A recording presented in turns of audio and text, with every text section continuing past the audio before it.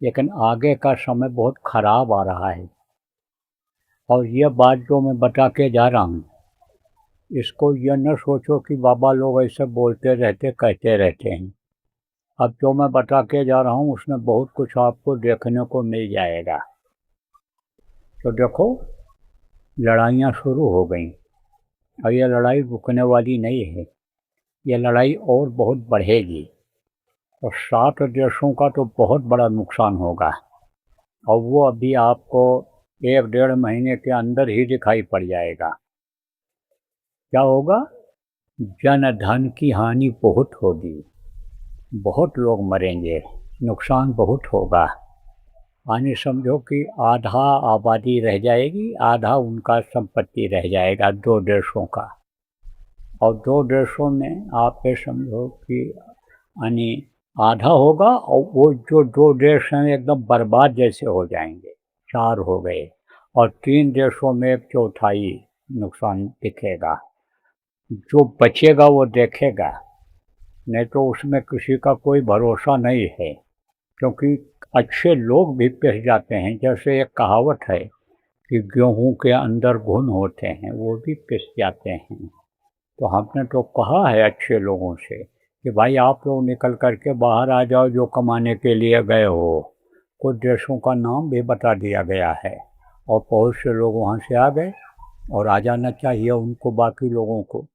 नहीं तो जब हवाई जहाज ही नहीं मिलेगा, बहुत पहले मैं कहा करता था इन चीज़ों कि कैसे निकल पाओगे। जैसे आज इशारा किया बिजली फेल हो गई तो सब फेल हो गया, तो बिजली फेल हो जाएगी। अभी देखो, आप आएगी आफत, कहाँ आएगी?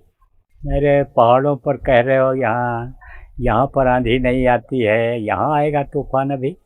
पेड़ गिरेंगे, ये सब उड़ेंगे पर छप्पर, ये टीन फीन जब ये उड़ेंगे, जब इसमें लोग मरेंगे, पानी पानी दिखाई पड़ेगा, तब पता चलेगा कि बाबा बोल करके गए थे और वो सब हुआ।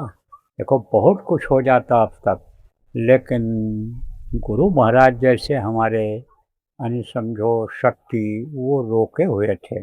अब शिव जी रुकने वाले नहीं। अब वो जगह भी छोड़ चुके हैं अपना, कैलाश पर्वत भी छोड़ चुके हैं। शिव को अवघड़ दानी कहा जाता है, लेकिन शिव का काम संहार करने का भी है। जैसे कि राम भगवान था काल रूप तिनकर में भ्राता, शुभ और अशुभ कर्म फल दाता। कहा शुभ कर्म करने वालों के लिए मैं शुभ हूँ और अशुभ कर्म करने वालों के लिए, पापियों के लिए मैं संहार करता हूँ। ऐसे ही शिव जी हैं। तो शिव जी अपना करिश्मा दिखाएंगे, शिव जी अपना जलवा दिखाएंगे। तो आप ये समझो प्रेमी कि बचत होगी। जैसे बताया ना आपको, विभीषण का घर लंका दहन में बच गया था, जैसे ध्रुव बच गए, प्रहलाद बच गए, ऐसे भक्तों की रक्षा होती है। लेकिन जब आप विश्वास के साथ इस समय का जागृत नाम जय गुरुदेव नाम की ध्वनि जगह जगह पर बोलोगे, लोगों को बुलवाओगे, तो आप ये समझो कि बचत का ये उपाय आपका बन जाएगा। और ये जो सुमिरन ध्यान भजन बताया गया, जो भी सत्संगी हो, जहाँ हो सकता है वहाँ अखंड में आप साधना शिविर लगाओ। आप जो है नाम ध्वनि अखंड कराओ, 24 घंटे का हो, 72 घंटे का हो। इस समय अभियान चल रहा है, पूरे देश विदेश में चल रहा है, भंडारे तक का समय दिया गया है। इसमें बचो भी और बचाओ भी, यह है उपाय। तो उसके लिए आप गोष्ठी कर लो, मीटिंग कर लो कि बचत कैसे होगी। फटेगी धरती, उठेगा गुब्बारा, धरती फटेगी और इसमें से ज्वालामुखी निकलेगी, इसमें से पानी निकलेगा और वो नुकसान करेगा और वो हवा जहरीली हो जाएगी।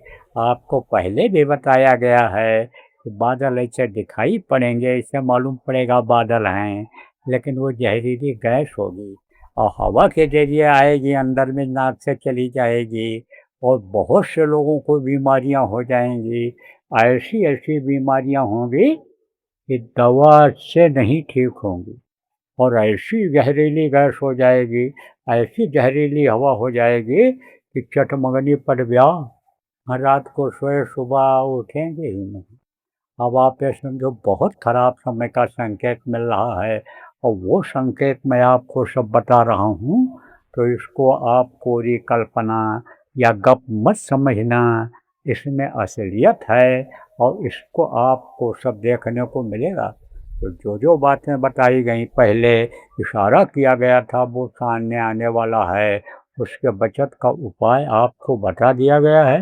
अब आप अगर इस खंभे को पकड़ लोगे और नाम का आधार बना लोगे तो गुरु महाराज की दया से आप अच्छा समय देखोगे। खराब समय के बाद अच्छा समय आएगा। इस धरा पर ही सतयुग उतर आएगा। कुछ समय के लिए धरा पर सतयुग आए तो आप ये समझो उसको भी आप देख लोगे, उसके लायक लोग बनो और बनाओ लोगों को।